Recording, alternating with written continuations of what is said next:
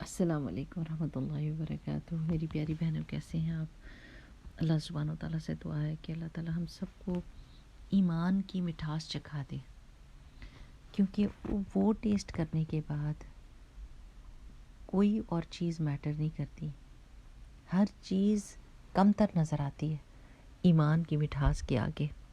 اور ایمان کی مٹھاس کیسے ملتی ہے؟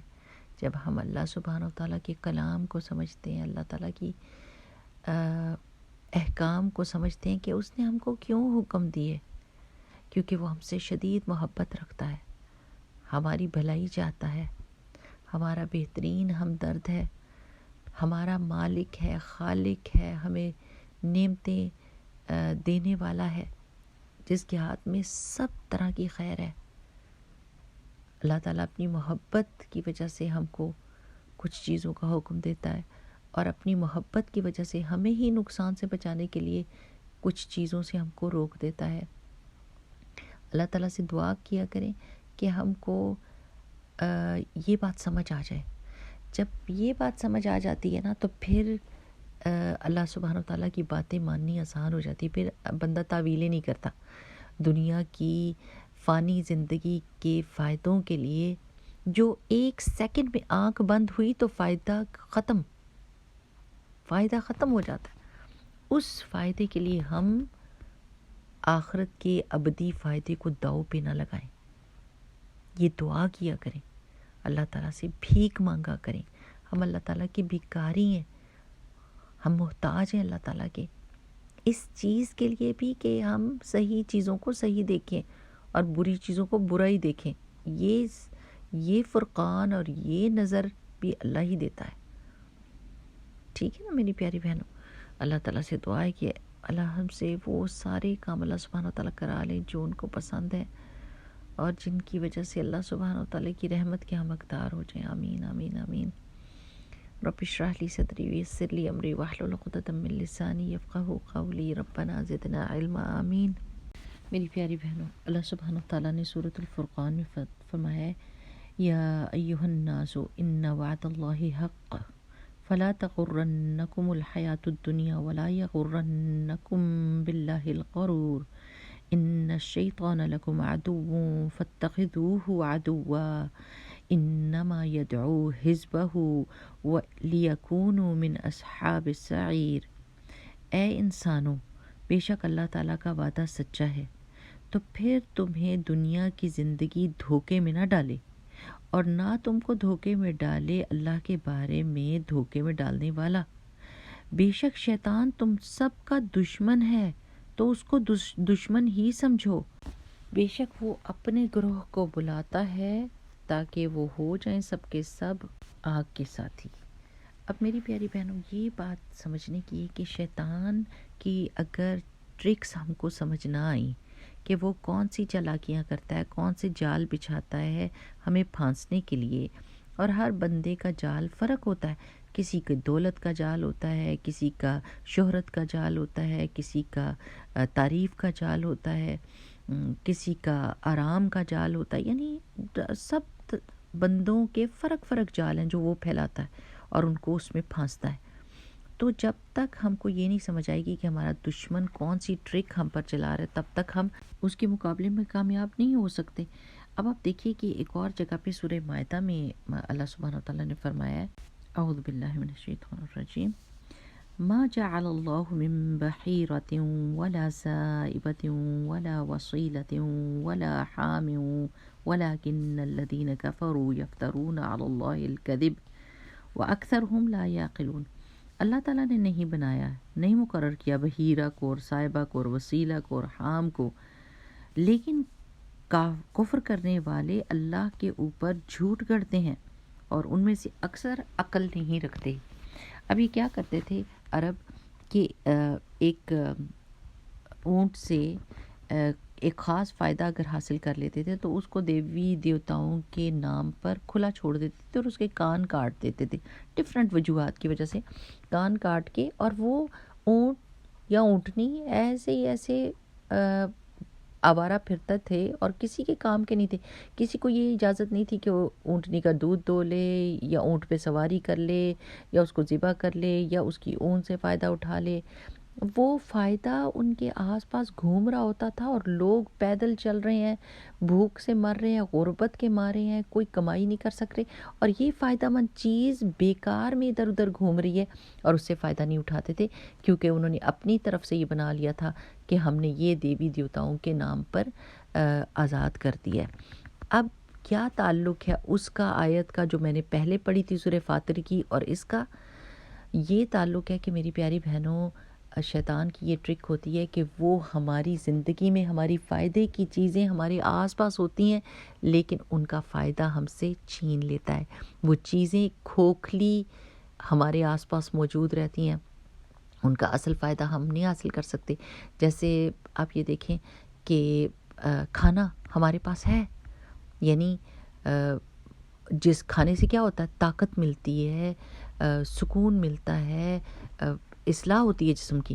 لیکن جنک فوڈ ہے تو فوڈ، لیکن اس میں سے نیوٹریشن اس نے نکال دی. ٹھیک ہے نا؟ اچھا، کپڑے ہم پہنتے ہیں، کپڑے کس لیے ہوتے ہیں؟ ہمارے جسم کو ڈھانپیں، ہمارا ستر ہو، ہمیں سردی گرمی سے بچائے. لیکن کیا کیا اس نے؟ پینٹوں کو پھاڑ دیا. اب کیا ہے، سردی میں رونگٹے کھڑے ہوتے ہیں، نظر آ رہے ہوتے ٹانگوں کے رونگٹے کھڑے ہوئے، لیکن وہ پھٹی ہوئی پینٹیں لوگوں نے پہنی ہوتی ہیں. لباس تو ہے لیکن اس کا مقصد اس میں سے چھین لیا. بالکل اسی طرح وہ کیا کرتا ہے، رشتوں میں سے بھی ان کی جو بینیفیشل جو اس کا پہلو ہوتا ہے نا وہ نکال دیتا ہے. جیسے ماں باپ گھر میں موجود ہیں لیکن ان کی جو ان کا فائدہ چھین لیا. کیسے؟ ماں باپ کو کاموں میں بزی کر دیا، ماں بھی جاب کر رہی ہے، باپ بھی جاب کر رہا ہے. نام کے لیے ماں باپ موجود ہیں سر کے اوپر بچوں کے، لیکن اصل میں جو ان کا فائدہ ہے، جس کی وجہ سے جو ذمہ داری اللہ تعالیٰ نے ماں باپ کے سر پہ ڈالی ہے، وہ اس نے بیچ میں سے پہلو نکال دیا. اب ماں باپ آرٹیفیشل طریقے سے بچوں کو صرف کھانا پینا دے رہے ہیں اور وہ یہ نہیں سمجھ رہے کہ ان کی اصل رسپانسبلٹی کیا تھی. ان کی اصل رسپانسبلٹی اسپرچول گروتھ اور اسپرچول ڈسپلن کرنا تھا. اپنے بچوں کو اسپرچولی ڈسپلن کرنا تھا. لیکن وہ اب مقصد حیات جو ہے نا وہ بھول گئے، وہ اس نے بیچ میں سے نکال دیا.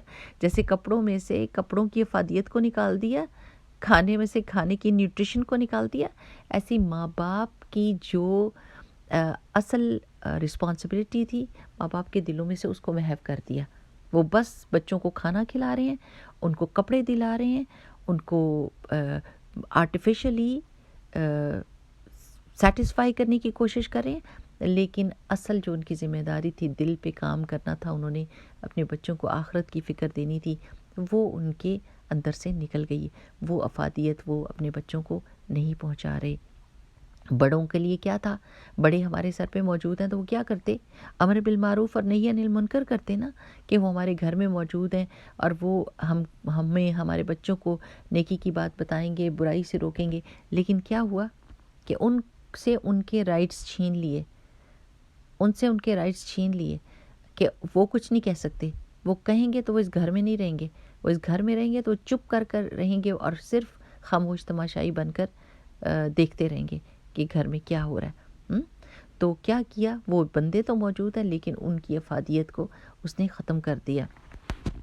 ہسبینڈ موجود ہے اور ہسبینڈ کی کیا اللہ تعالیٰ نے ذمہ داریاں قرآن پاک میں بتائی ہیں کہ وہ اپنا پیسہ اپنی فیملی پہ خرچ کرتا ہے، نفقہ دیتا ہے اپنی بیوی کو، اس کو پروٹیکشن دیتا ہے. بتائیں کون سا خاوند یہ کر رہا ہے؟ یعنی most of the husbands are doing what? First of all, they try to find a girl who is going to be an earning machine. سب سے پہلی بات یہ ہوتی ہے پروفیشنل ڈگری ہو اس کے پاس، اور ان کا خیال یہ ہے کہ آتے ساتھ وہ کمائی کرنے لگ جائے گی، اور ان کی یہ سوچ نہیں ہوتی کہ میری بیوی آئے گی، گھر سنبھالے گی، بچے پیدا کرے گی، ان کی تربیت کرے گی، ایک ہیلتھی فیملی کو کی گروتھ میں میری مددگار ہوگی، میں کماؤں گا اور وہ میرے خاندان کو سنبھالے گی. یہ تو سوچ ہی نہیں رہی، کیونکہ ماؤں نے بھی اس سوچ کو بدل دیا. مائیں بھی ان کو سپورٹ کرتی ہیں اس چیز کے لیے کہ ہاں کمائی کرنے والی لڑکی ہونی چاہیے. آج کل کے زمانے میں تو 2 کمائیوں کے علاوہ کوئی گزارا ہی نہیں ہوتا. تو یعنی سارا سسٹم جو ہے نا، وہ جو اللہ تعالیٰ نے جس چیز میں وہ خاص ایک خصوصیت رکھی تھی وہ خصوصیت چھین لی، اور نام کی چیزیں موجود ہیں. یہ شیطان کا کام ہوتا ہے کہ وہ ان چیزوں کو سپرفیشلی اور آرٹیفیشلی ان چیزوں کو ہماری زندگی میں رہنے دیتا ہے، لیکن ان کی افادیت اور ان کے بینیفٹ کو بیچ میں سے نکال دیتا ہے. بیوی کا کیا رول تھا کہ وہ اپنے شوہر کو سکون دیتی، اطمینان دیتی، جب وہ گھر آتا تو اس کو اسپرچولی اپ لفٹ کے لیے کام کرتی، اس کو دین اور ایمان کی اہمیت بتاتی، اس کی گھر کی حفاظت کرتی. بیویاں کیا کر رہی ہیں؟ تصویریں کھینچ کے پوسٹ کر رہی ہیں، اور نامحرم لوگ ان کی تصویریں دیکھ کے ان کو اپریشیٹ کر رہے ہیں. ان کی پروفائل پکچرز دیکھ لیں، ان کے دوسرے چیزیں دیکھ لیں. یعنی ان کی سوچ کیا ہو گئی ہے؟ اپنے خاوند سے ہٹ کے دوسرے لوگوں سے اپریسیشن لینا، چاہے ان کا خاوند I am not talking about specific people, I am just giving you an overview, a general thing کہ کیا ہو رہا ہے زمانے میں، کہ بیویوں کے خیالات کیا ہے. وہ یہ نہیں سوچتی کہ میں نے اپنے گھر میں سکون دینا ہے، اس کو ہر دنیا کے بندے کی فکر ہے، اپنے پیچھے اپنے گھر والوں کی فکر ہے، اپنے سسرال کے کو فکس کرنے کی فکر ہے، اپنی سہیلیوں کے برے کاموں کی فکر ہے. اس کو یہ نہیں فکر کہ میں نے کیا کرنا ہے. میں اپنے گھر میں تو کوئی کام کر نہیں رہی، لیکن میں سب پہ کامنٹ کر رہی ہوں، اور سب تکلیفیں اور سب کے درد لے کے میں نے اپنے دل میں ڈالے ہوئے، لیکن اصل درد جو اللہ نے میرے دل میں ڈالا تھا اس کو میں نے بھلا دیا، اور وہ میرے بچوں کا اور میرے ہسبینڈ کے سکون کا درد تھا، کہ میں ان کے لیے سکون کا باعث ہوتی، کہ گھر میں جب میرے بچے اور میرا ہسبینڈ انٹر ہوتا تو وہی سمجھتے کہ اب ہم پیسفل زون میں آ گئے ہیں، ہم سکون میں آ گئے ہیں، یہ ہماری پروٹیکشن ہے، یہ ہماری جنت ہے. اس کی بجائے شوہر بھی گھر میں ڈرتا داخل ہوتا ہے کہ بس گیا تو ایک پوری تقریر ملنی ہے، اور ایک طنز اور تانا اور ٹینشن، اور منہ بنا کے ادھر منہ بنا کے ادھر. بیوی ہے تو موجود، لیکن اصل میں اس کی جو افادیت تھی، اس کا جو بینیفٹ تھا، وہ اس نے کھینچ لیا. تو اب آپ نے یہ سوچنا ہے کہ اس چیز سے ہم کو کیا فائدہ ملے گا. یہ نہ سوچنے لگ جائیں آپ نے یہ بات کی ہے، آپ عورتوں کے بارے میں کیوں نہیں سوچتی. اس وقت عورتوں کو بھی کمائی بھی کرنی ہے، ان کو سوچنا بھی ہے، ان کو اپنے پیروں پہ کھڑا ہونا ہے. I am not talking about that, I am talking about the tricks of شیطان، کہ اس نے ہر بندے سے جو اس کا مقصد حیات ہے وہ چھین لیا ہے. اصل کرنے کا کام دماغوں سے محو کر دیا ہے، غائب کر دیا ہے، اور لوگ غیر ضروری چیزوں، غیر ضروری سوچوں میں بزی ہیں، اور اصل حقیقت کو نہیں پا رہے کہ ہمارے رب نے ہمیں کس مقصد کے لیے بھیجا تھا. ہم نے اپنی ذمہ داریاں، کون سی ذمہ داریاں میری جو میں نے پوری کرنی ہے، اول طریقے پہ، پہلی فرسٹ اینڈ فورموسٹ پرائمری کون سی میری ذمہ داریاں جو میں نے پوری کرنی ہے، اور ان کو پورا کرنے کے بعد جو میں کرنا چاہوں کروں اصلاح کے طور پر. لیکن وہ تو کروں نا. تو جب تک اپنے دشمن کو نہ سمجھا میری بہن، ہماری زندگی سیدھی ڈگر پہ نہیں چلنے والی. اللہ تعالیٰ سے دعا کریں کہ اللہ تعالیٰ اللہم ارنا الحق حقا وارزقنا اتباعہ وارنا الباطل باطلا وارزقنا اجتنابہ. بارک اللہ فیکم. سبحانک اللہم و بحمدک، نشہد ان لا الہ الا انت، نستغفرک و نتوب الیک. السلام علیکم ورحمۃ اللہ وبرکاتہ.